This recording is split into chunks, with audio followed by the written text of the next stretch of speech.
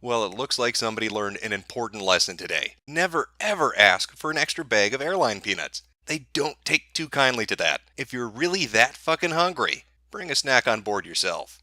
Now, for those of you watching who are in public relations or business management, I want you to pay particular attention because this is how not to market your company. This is a step-by-step instructional video showing you the absolute wrong thing to do if you don't want people to hate you. Now, United Airlines, you may remember them as the airline that breaks musical instruments for fun. They like to do that. Oh, you want to stow your really expensive guitar in the cargo hold? Fuck you. We're going to turn it to kindling. Maybe you can have a nice Christmas fire with that, but you're never going to sing a tune again. Why? Because we're United, and we hate musicians. Well, United decided that they wanted to go from breaking instruments to breaking faces. It's a nice little transition into the current year. Breathe a little new life into the company. Create a nice new ad campaign around it. Fly United, because if you don't, we're going to kick your fucking ass. So our story begins on a United Airlines flight, where 4 standby passengers who happen to be employees of the airline decided they wanted to get on.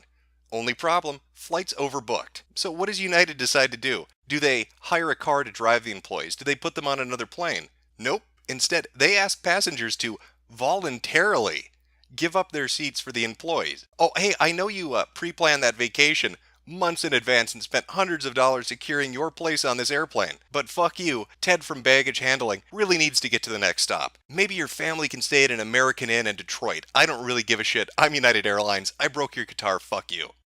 And wouldn't you know it, the customers weren't exactly thrilled with the proposition. Hey, anybody want to volunteer to get fucked out of what they paid for? What, no takers? So the airline decided to choose for them. They randomly went up to people and said, hey, guess what? Fuck you, get off the plane. Now, the first 3 people did. The last one did not. And how'd that turn out for him? Well, let's look at the video. Can't they run a car with the pilots and have them drive? Hey,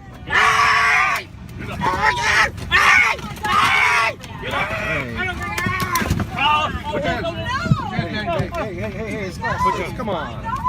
Come on. There you go. Oh, this is Busted his wrong. lip. Oh my God! Look at what you did to him! Oh my God! That's the United Airlines experience I'm talking about. Who doesn't want to fly this airline? In fact, there's another angle of this where you can see his face get slammed into an armrest. I'm guessing that's what ended up giving him a bloody mouth. Delora, can't they rent a car for the pilots and have them drive? Oh my God! Oh my God! Oh my God! No! My Guys, God. my God! What are you doing? No, this is wrong! Oh my God! Look at what you did to him! Yeah, that right there. That part right there. So here you have a paying customer who's booked on a flight, who is essentially beaten and dragged off the flight because United Airlines overbooked and they wanted their employees to be able to fly. That is remarkable. But it gets even better because United just can't fuck up a little bit. No, in for a penny, in for a pound. Let's just go balls to the walls with this one.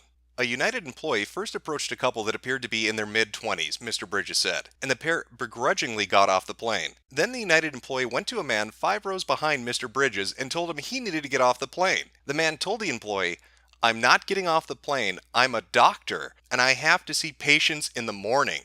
We explained the scenario to the customer. That customer chose not to get out of his seat. The situation became uncomfortable for the United employees, who then got on board and took the vacated seat. They were berated by passengers and told they should be ashamed. Oh God, I feel so bad for the United employees who stole paying customers' seats and got a man beaten and thrown off a plane. I hope their feelings weren't hurt. I hope the tears didn't sting as much as that man getting his face broken. A doctor that needs to get home to see patients, and they drag him off a plane so Todd from baggage handling can get to his destination. Of course, because this is United. They can't just leave it there. No, they've got to anger even more people by releasing this statement. United CEO responds to United Express Flight 3411. This is an upsetting event to all of us here at United. I apologize for having to re-accommodate these customers. Our team is moving with a sense of urgency to work with the authorities and conduct our own detailed review of what happened. We are also reaching out to the passenger to talk to him directly and further address and resolve this situation. Re-accommodate. That is a really nice way of spinning, get your ass beaten and dragged off a plane. Hey, I'd like to re-accommodate you after I smashed your face in and stole your money. Is that okay, champ? I mean, we're all good here. Here's a couple of coupons. Take a free weekend flight on me. Not really the apology people were looking for. Came off more like, Sorry. so you could imagine, people got a little bit upset. They're getting hammered on social media right now because people are rightly afraid that if they buy a ticket for United Airlines flight, they could be beaten and thrown off a plane. They could just be told to get off, even though they booked months in advance, even though they paid hundreds of dollars. They can just be forced off a plane, and if they refuse, if they put up a fight, or if they just outright say no, the police will come in and physically, violently drag you off that plane. And United seems to have no idea why people are upset about this, and their non-apology isn't reaching anyone. Remarkably, our little Asian doctor didn't let it get him down. Somehow, after being beaten and dragged off the plane by law enforcement, he got back on. I have to go home. I have to go home. I have to go home. I have to go home. I have to. You know what? This needs a better soundtrack. Fuck the police coming straight from the underground. A young nigga got it bad 'cause I'm brown. That's what I'm talking about. Just remarkable. He really threaded the needle on that one. Airport security, the TSA, all those anti-terrorism checkpoints, and this dude who had a confrontation with the police and was dragged off a plane got back on it. He must be like a ninja doctor, some kind of Naruto shit going on. I don't know what kind of hidden jutsu he used, but he figured out a way. So, call me crazy here, but if I'm running a business where customers are paying for a service, I think, there are a few bullet points you want to keep in mind in that scenario. One would be, don't rob your customers. If they pay you money, give them what they're paying you for. And the other stickler, the other one high up on that list, just right below it, don't beat them. Don't physically beat them and then steal what you just sold them. Those two things really good to keep in mind. I know United doesn't give a shit. They're just going to go back to breaking guitars and hitting people in the face. So good job, United.